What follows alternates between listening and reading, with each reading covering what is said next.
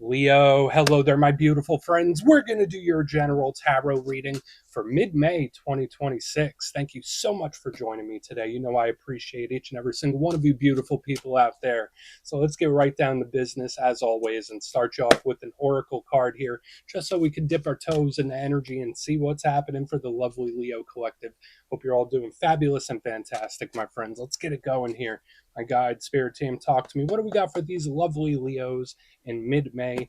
It is still Taurus season at the time of this filming. What energies, messages, insights can we take a little peek at? And yeah, we're just going to take a real quick look at this first card. Then we'll get into the full reading itself.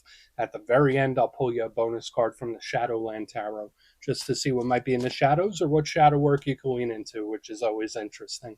But let's get it going here. Let's rock and see what we got for Leo in mid-May. What's the vibe? What's the energy? Let's get this card out nice and quick. What we got for our good friends in mid-May? There we go. Cool. A little sleepy. Yeah, I'm not usually used to seeing this in the beginning of a Leo reading. Normally I get this a lot in like water sign readings, air sign readings. But I mean, we all sleep, right? This isn't necessarily a bad thing. Could be very imaginative, and there's a lot of really positive aspects to this. But before we fully dive into that, if you're new here, I'll be speaking about the May subscriber surprise towards the end, so you might want to check that out. And also, if you could kindly illuminate that like button by tapping it right on its third eye, I'd greatly appreciate it. But enough of the promo, back into the reading. Let's talk more in depth about this card. So as you can see, beautiful image here. We have this little individual. They're in their PJs, little nightcap on. We got a dream catcher. We have little rodents that seem to be dancing about. So there's like this etheric dreamscape type of energy going on here.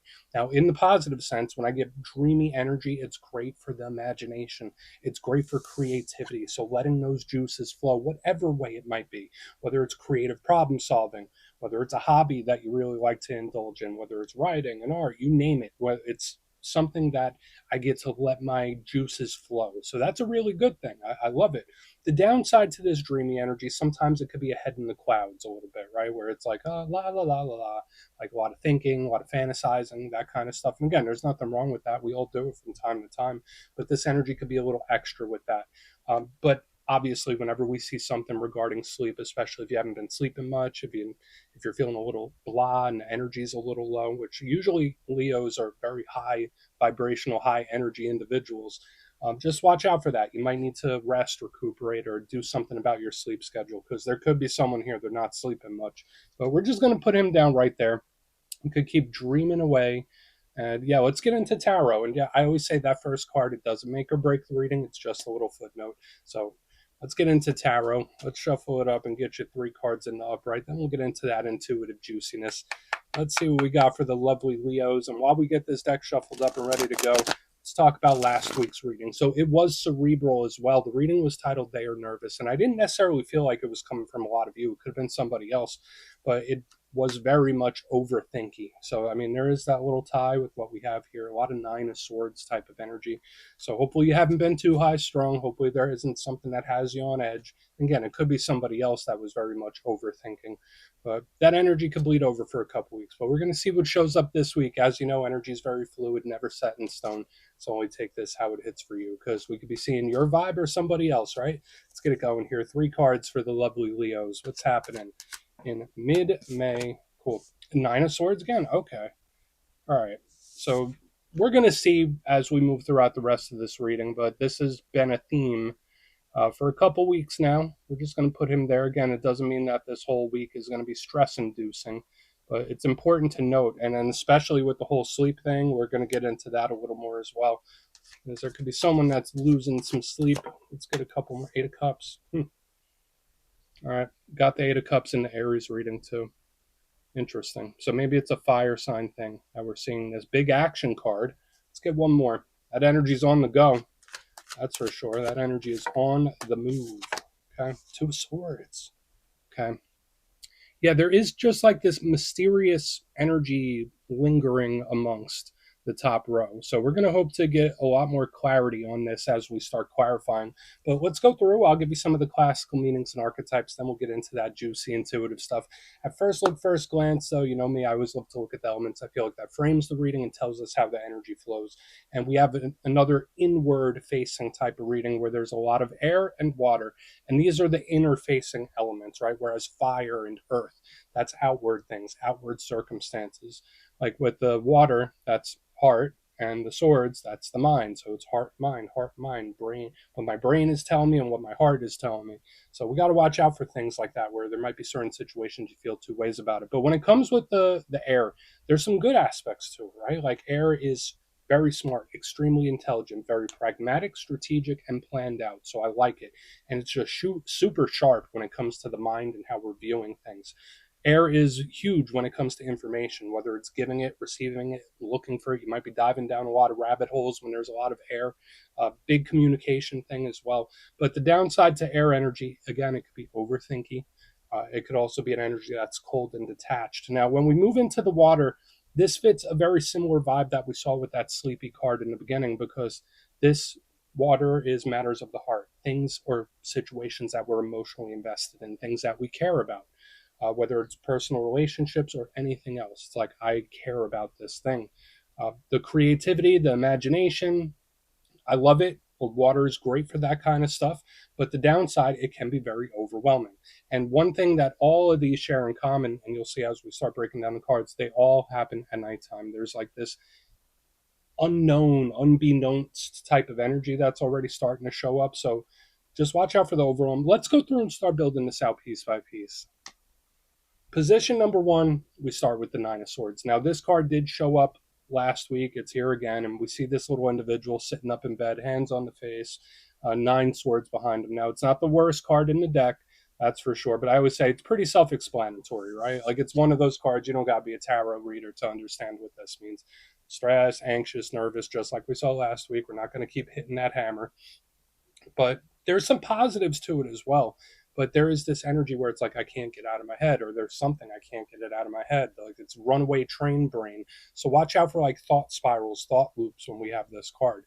Now, again, this could be someone else. You might be cool as a cucumber. Life might be great. And I always say, when it comes to tarot readings, it's just an energetic weather report, right? None of it's set in stone.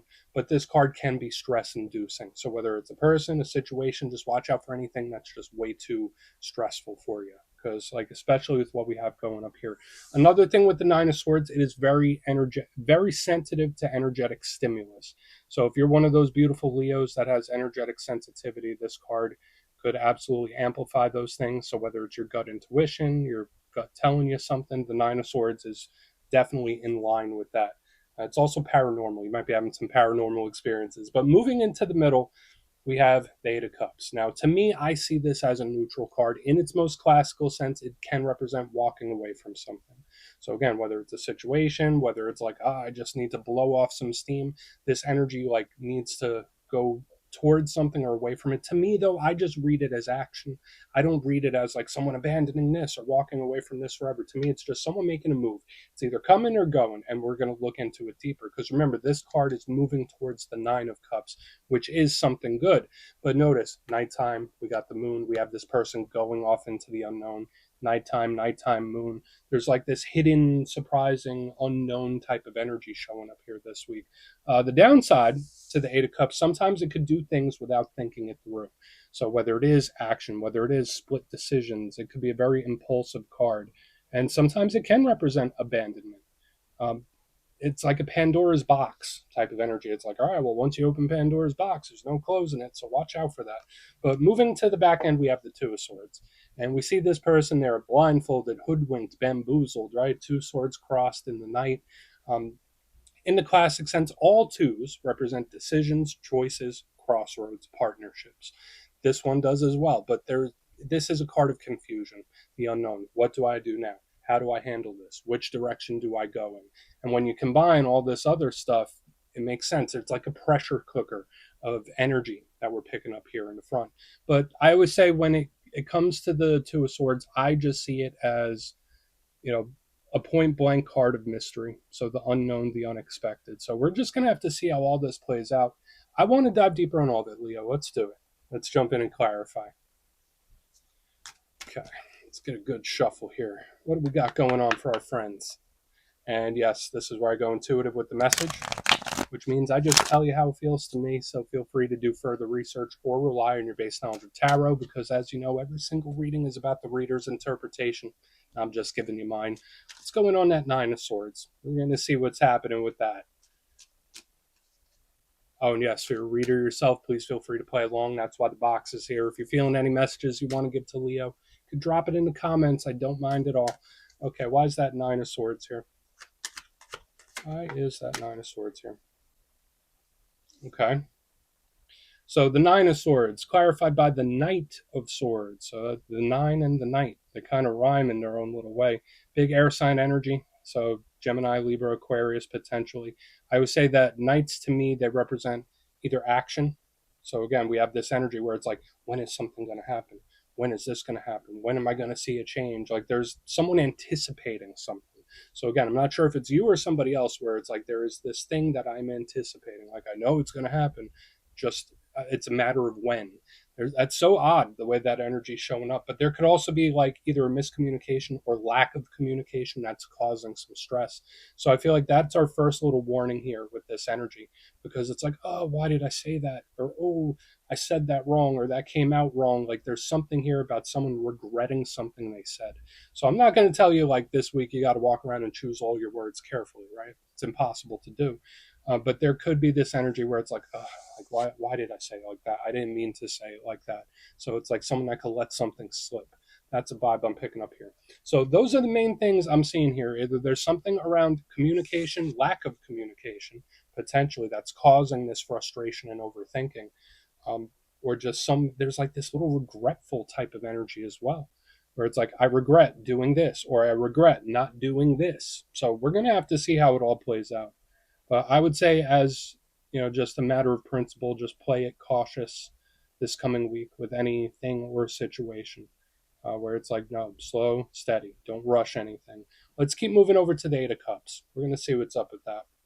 So, yeah, we still have this wound tight type of energy that we saw last week. But let's see what the Eight of Cups has for you. So, why is it here? Where's the action? Because we kind of have a lack of it. Now, this might be where things start picking up. So why is the Eight of Cups here? Thank you. Okay. Talk about a yin yang. So we have the Eight of Pentacles in reverse underneath this Eight of Cups. So a lot of Leos, you might need a little vacation, my friends. Or like if you're a cross watcher dealing with a Leo, because like when I see the Eight of Cups or the Eight of Pentacles in reverse, it's like I just need a break. I just need a little break, need a little bit of me time. Nothing wrong with that, but there could especially if you're feeling a little wound tight, this energy is like I just need to get away for a little while. I just need to go here. I just need to do something. Now, in the worst case scenario, when I see the Eight of Cups with the Eight of Pentacles in reverse, it's like, what's the point? What's the point in doing this? What's the point in doing that? What's the point in trying so hard? I'm a big believer that in life it's important to let things flow. I mean, sometimes you do have to take action. Sometimes you do need to force an issue. But this energy is not forcing a damn thing. This energy is like, all right, well, I tried. I tried. It's like I'm putting my hands up. So that's like very intriguing. We do see action here, but I mean, with the Eight of Pentacles in reverse, usually this card represents effort, right? Work, career, jobs. If some of you are looking for different job or work situations, the Eight of Cups with the Eight of Pentacles in reverse, that's actually very good for changing jobs. So there might be some changes in the career realm for some Leos if you want it, of course, because remember, you're the creator of your situations. But with the Eight of Cups and the Eight of Pentacles, either it's someone that needs a break, needs a rest, needs a little vacation, or it's an energy that's had it up to here, right? So there could be a variety of situations where it's like, I don't know how much more of this situation I could take, right? So is it a serious situation or an important one? Potentially, if somebody's getting to this point, but we're going to go in on the Two of Swords. Like I said, it's like a pressure cooker of energy I'm picking up this week. So let's go in on the Two of Swords. Maybe you just have a lot on your plate. That's very possible for some of you. You know, it doesn't always have to be like the biggest thing or the sky is falling. Maybe you just got a lot on your mind, a lot on your plate. So let's see what's up with the Two of Swords. See what that has. Then we'll do a quick little recap before we get into the shadow. So why is the Two of Swords here? Okay, I think I like this. I think I like this. So we have the Ace of Swords in the upright, the Sword of Truth. Yeah, there is this energy where it's not like once you give up, everything falls into place. But remember how I've been saying, like, there's an energy where it needs like a little pressure release, needs a break, needs a vacation. When I see the Two of Swords, a card that lacks clarity, with the Sword of Truth underneath it, it's like, okay, now I see things clearly. Now the clouds are lifting. Now the confusion is fading. So I really do like that. But another thing this feels like to me, absolutely an unexpected or surprising talk of some kind. But I don't want to say too little too late. It doesn't necessarily feel that way. But the Ace of Swords, as with all aces, they can represent offers, opportunities, but they're huge when it comes to messages and conversations. The Ace of Swords, very stern, truthful, honest, and very serious. So again, with the Two of Swords, Ace of Swords, this could be a very serious conversation, or to me, one that kind of just pops up out of the blue, where it's like, oh, I didn't think we were even going to talk about this. Now we are. So there could be a whole variety of different topics, conversations, different people, where it's like, okay, wasn't expecting this combo, but now we're having it. That's the energy I'm picking up here on the back end. But I also, the thing that I really like about it is the clarity that it gives me, because since the beginning of this spread, with all this, nighttime and the secrecy and all this and the confusion and blah blah blah, this energy here on the back end is like, now I finally have the clarity I need to move forward. So if there's certain things or situations where you feel like your head's been in the clouds lately, or you don't know which direction to go or how to handle something, this is that actual clarity coming in, and I think it's beautiful. Could it be brought to you? That's very possible. So yeah, watch the conversations. That's very intriguing. So I like the ending of this reading, Leo. Let's go through and do a quick recap, then we'll get into the shadow. If you kindly look in the box, I got tons of air here. 4 of the 6 cards are air. But position number 1, we got the Nine of Swords with the Knight of Swords in reverse. Watch out for miscommunications, especially with this conversation on the back end. If someone does say something they didn't mean to say, this on the back end could definitely be clearing something up. But yeah, the anxious, high strung type of energy is showing up right here in the front. So maybe you have a lot on your mind, a lot on your plate. Could be lack of communication as well. In the center, we have double eights. We have the Eight of Cups with the Eight of Pentacles in reverse. I said some of you might need just a little vacation, a little break, blow off a little bit of steam. For another portion of you, it could be like, I don't know how much of this situation I can take, where you might be reaching a breaking point. So just watch out for that. On the back end, we have the Two of Swords with the Ace of Swords in the upright. Here comes the clarity. I do feel like this could be an unexpected or surprising talk or conversation of some kind, which I actually think is good, because it clears up all this stuff that we have in the front. So that's a really, really good thing. So if there's certain things you've been confused about or unsure about, the clarity is on its way. So please take a screenshot if you want to look into it further. Let's see what's in the shadows. Okay, let's get a good shuffle here for my lovely Leos. What's happening? And yes, I always love to pull a shadow card at the very end just to see whether it's something within you or something you don't quite see. Shadow cards don't always have to be a challenge, they could be a good thing too. So let's get you one. And yeah, if you made it to this point in the reading, please feel free to check out channel memberships. I'll put a link for it in the comments below. It's a beautiful way to support the channel, and I have much love for all my channel members. Okay, let's get this shadow card out. Thank you. Cool. All right, Four of Pentacles. Now, I always say with the Four of Pentacles, it does get a bit of a bad reputation, but I absolutely love this card when it comes to work, money, and finances. So if you've been having any issues in the career, money, finance realm, this is a great sign, because the Four of Pentacles is stacking those pentacles. It's saving, it's budgeting. So to me, it's great because it feels like an abundance of the monetary. So that could be great. But the downside is when we talk about the interpersonal connections, right? Because the Four of Pentacles could sometimes not let something go, or it could hold on to something for a very long time. Not saying that it's necessarily a grudge or anything like that, but it's like, nope, I'm going to close this and lock it, and I'm not letting it out. So watch out for suppression in this time. Because, yeah, there could either be certain things or situations that you might be finding it a little difficult to work through or deal with, that you can't quite let go of, or it's an energy where it's like, I'm just going to push this down and lock the box. So just something to be aware of in this time. We're just going to put them down right there, my friends. That's what I have for you this week. Don't click away just yet, though. I'm going to give you the details of the May subscriber surprise. If you would like further insight on your situation or you'd like to have a chat with me, you can book a personal session at my website, mastermetaphysics.com. My May calendar is up and the spots go quick, so you might want to check it out. But for the May subscriber surprise, we're doing another winner's choice. I will choose 3 lucky subscribers to win either a copy of the Tarot of the Owls, beautiful deck, and it's really nice, or 3 custom made pendants from my website, mastermetaphysics.com. So if you'd like to get your name in for that, it's 2 simple things, as always, my friends. First, you must be subscribed, and second, let me know down in the comments, out of the cards that showed up in this week's reading, which one caught your attention most or resonated with you most. You'll be entered to win, and at the end of the month, the winners will be announced in the posts tab. My friends, much love, and I'll talk to you soon.